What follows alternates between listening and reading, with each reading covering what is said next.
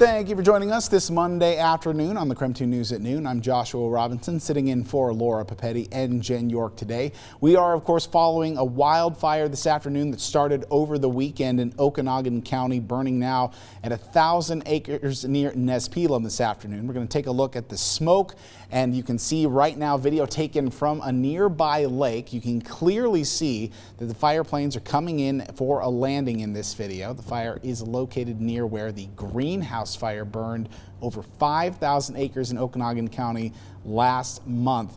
And a fire weather watch has been issued for Tuesday in central and eastern Washington, including Spokane. There's also a level 3 evacuation in place for about 4 to 5 homes near the heel of the fire on Columbia River Road at mile marker 6. Now, that level 3 evacuation means there is immediate danger and residents need to evacuate now.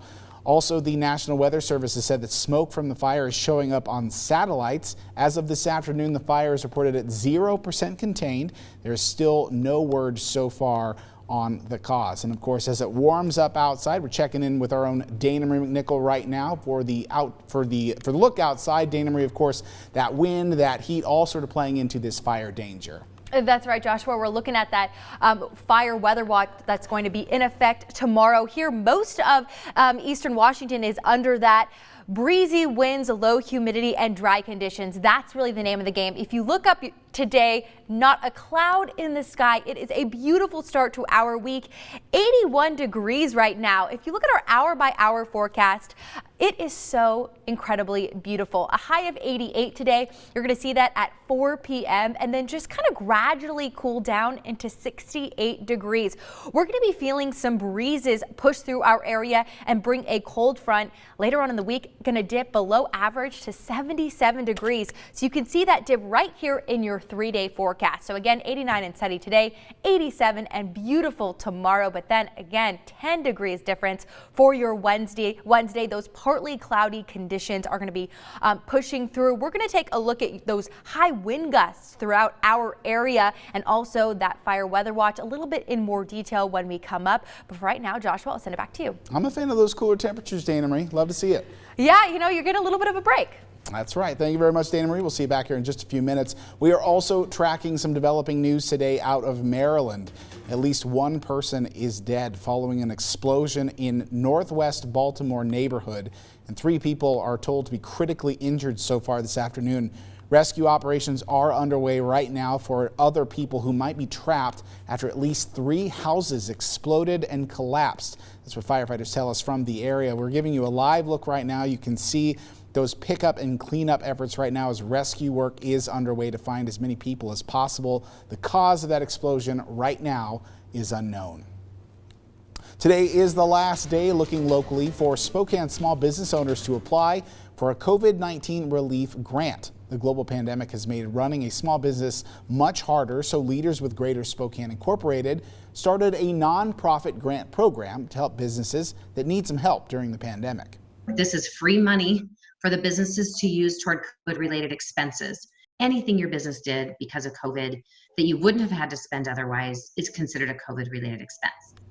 Now, businesses that qualify can receive up to $10,000, and to be eligible for that grant, business must have the following: an active business license, 49 or less full-time employees.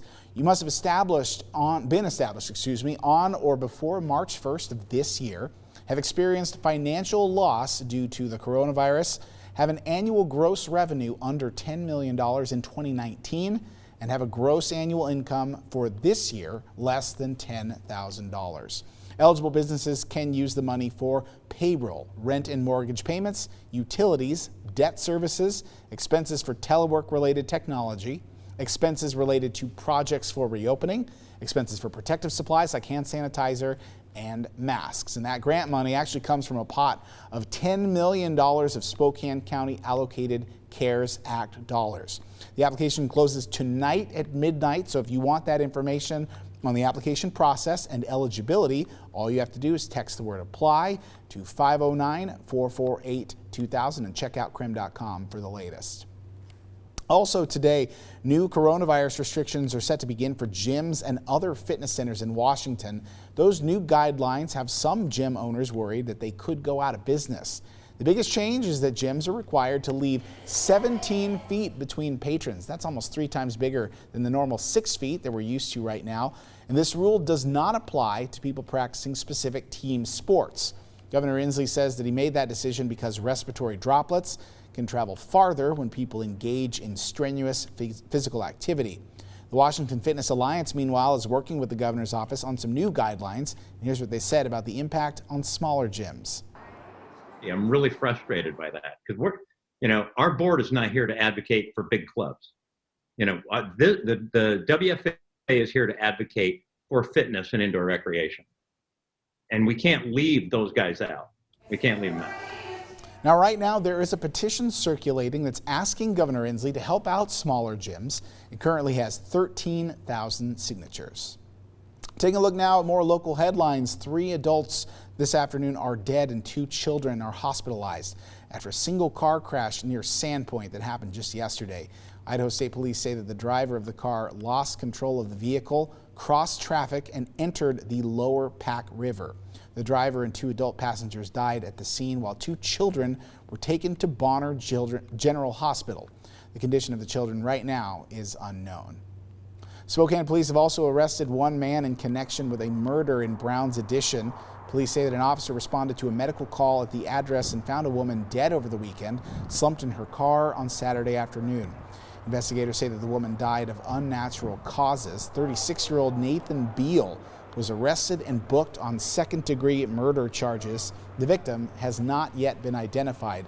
And police are asking any witnesses or anyone with surveillance video in that area to call Crime Check at the number 509-456-2233.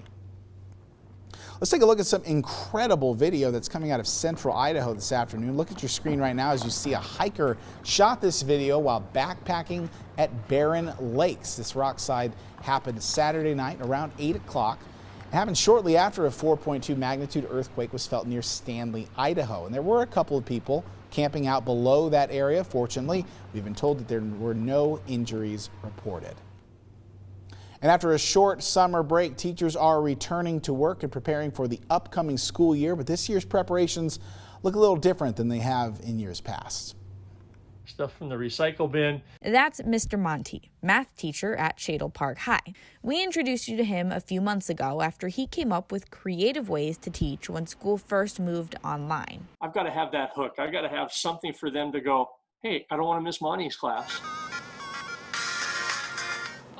Now he is preparing to do it all over again, this time even better than last spring.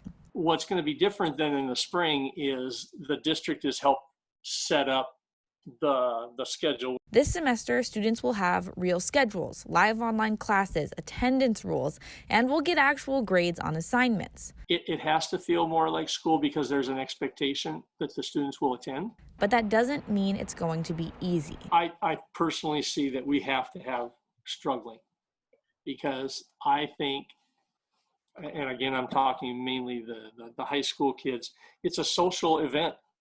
Where's the social part of this? Mr. Monty said he will be using the same creativity he used last semester, along with some new help from the district to make classes feel as personable and social as possible. We have to give our students time to build a relationship. In the next few weeks, the teachers will actually become the students, learning new ways to build those relationships and teach online. We can make it work. In Spokane, Nicole Hernandez, KREM 2 News.